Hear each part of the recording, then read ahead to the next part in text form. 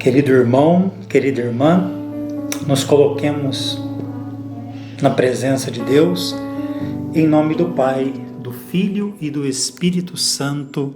Amém. Nós estamos na quarta-feira depois da Epifania. Nesse dia, a primeira leitura é da primeira carta de São João, capítulo 4, dos versículos 11 ao 18. Nessa carta, João fala de alguns termos muito caros para ele. Ele fala que Deus é amor, ou seja, Deus veio ao mundo no seu Filho encarnado para nos comunicar o seu amor. Aquilo que era vivido no seio da Trindade entre o Pai, o Filho e o Espírito Santo, nessa pericorese de amor, ele veio comunicar a nós. Ele diz que Deus nos amou tanto a ponto de dar o seu Filho. Ele diz que nós devemos amar uns aos outros, assim Deus permanece conosco e nós permanecemos com Ele. E Ele com isso envia o seu Espírito para que a gente não permaneça sozinho e nem órfãos. Ele ainda vai falar que no amor não deve haver temor. Quem teme ainda não está no amor, porque o amor nos dá a segurança de estarmos com Deus. Depois nós podemos aprofundar em casa, lendo um pouquinho melhor essa leitura. A palavra permanecer, para João, é muito cara, tanto é que aparece 6 vezes nessa leitura, e 11 vezes o verbo amar.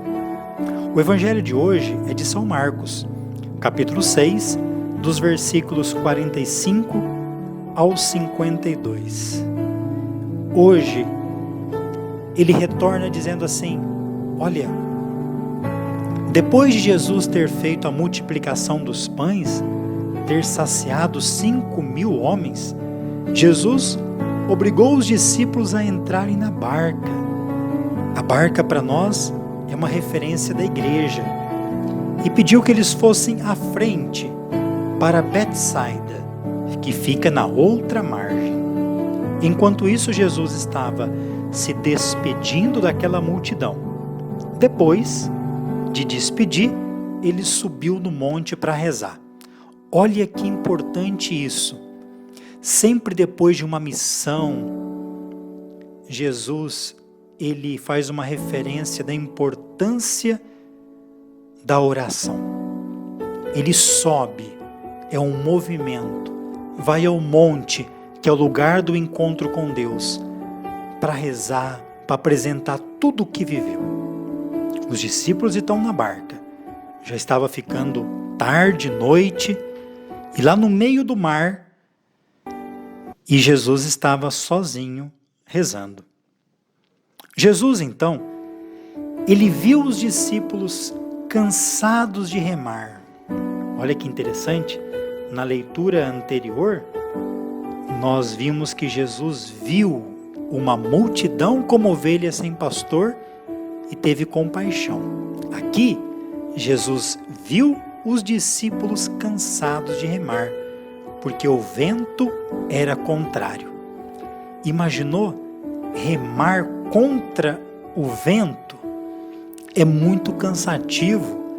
Remar contra o vento, parece que a barca não vai, parece que nós ficamos no mesmo lugar e mais cansados. Nesse momento, Jesus ainda não está na barca. Era mais ou menos 3 horas da madrugada e Jesus foi até eles. Outra referência importante, é Jesus que toma a iniciativa de ir até eles. Jesus estava andando sobre as águas. Na tradição judaica, só Deus tinha o poder de dominar o mar. Quando os discípulos o viram andando sobre o mar, pensaram que era um fantasma.